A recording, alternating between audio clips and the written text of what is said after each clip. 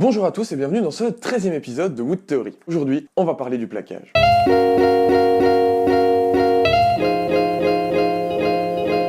Le plaquage est une très fine feuille de bois qui va servir à recouvrir des surfaces. Au départ, le plaquage servait à recouvrir d'une très fine feuille de bois exotique et rare un bois beaucoup plus simple et beaucoup moins cher. On pouvait alors réaliser des meubles en acajou sans pour autant en utiliser un tronc complet. Le travail de l'ébéniste était même au départ simplement de plaquer les meubles réalisés par le menuisier à l'aide de plaquages d'ébène, d'où son nom d'ébéniste. Mais cette différence a bien évolué. Maintenant, on plaque avec toutes sortes d'essences, du sapin, du chêne, en passant par la marante. Et il permet de recouvrir à la fois du bois massif, mais aussi du panneau, comme du MDF, de l'aggloméré, etc., etc.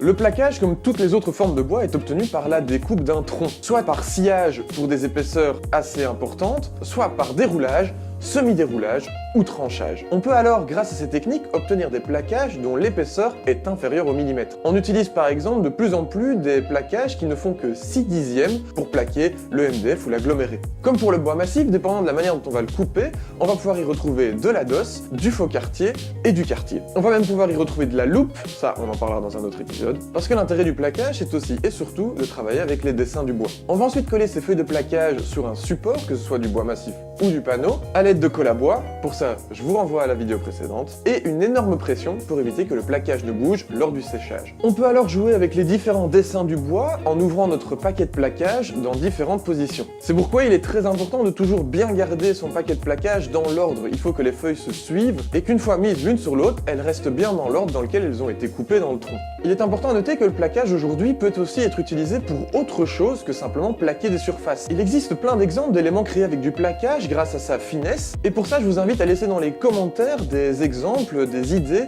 d'éléments réalisés avec du plaquage autres que des éléments simplement plaqués. Pour ce qui est de la technique de plaquage, il vous faudra quelques outils. Une latte de bois qui vous servira de guide, une scie à plaquage ou un très bon cutter, beaucoup de pression, donc soit une presse à plaquage, soit des serre-joints, et puis surtout beaucoup de précision et de patience. Je vous invite à aller voir la vidéo de Get Your Hand Dirty, merci pour le magnifique accent, dans laquelle elle vous présente sa manière de plaquer, en tout cas de plaquer du panneau. Je trouve que c'est une très belle manière, c'est vraiment la manière la plus simple de plaquer. Pour des débutants, je pense que c'est une très bonne première approche. Et puis, en règle générale, je vous invite à aller voir sa chaîne parce qu'elle réalise vraiment des choses super intéressantes. C'est en anglais, donc il faut un petit peu s'y connaître pour bien comprendre les explications, mais même si vous ne comprenez pas l'anglais, ça peut déjà être une très bonne porte d'entrée vers la langue. Et puis surtout, les images sont superbement tournées, donc rien que pour le visuel, c'est une chaîne super intéressante. Le plaquage demande aussi souvent beaucoup de travail de restauration. Dû à sa finesse, il a tendance à rapidement s'abîmer. Et puis, sur du plaquage, on vient régulièrement placer un vernis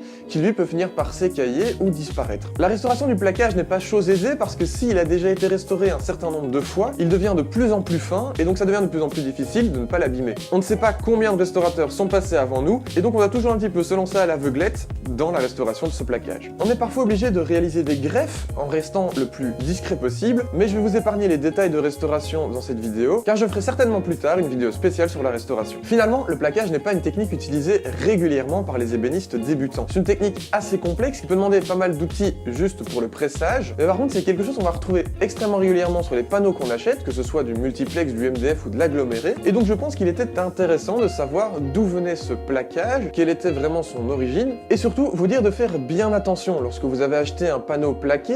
En règle générale, il a été plaqué avec du 6/10, c'est donc très fin, et il va falloir faire très attention lors des étapes de nettoyage. Ne pas penser trop profondément au risque de percer. Voilà, on va arriver à la fin de cette vidéo sur le plaquage. Vous avez peut-être remarqué que le décor a changé, c'est parce que j'ai déménagé. Vous avez peut-être remarqué que la qualité vidéo a changé aussi, c'est parce que je teste un nouvel appareil. Le son, on est toujours sur la même merde, et la luminosité, c'est toujours pas trop ça. En tout cas, j'espère que cette vidéo vous aura plu, vous aura intéressé, que vous y aurez appris quelque chose. Merci de l'avoir suivi. Comme d'habitude, n'hésitez pas à laisser en commentaire si vous avez des questions ou des idées. N'oubliez pas non plus de laisser un petit pouce bleu si cette vidéo vous a plu, ou un pouce rouge si elle vous a déplu. Et puis surtout, si ce n'est pas encore fait, abonnez-vous et à la prochaine.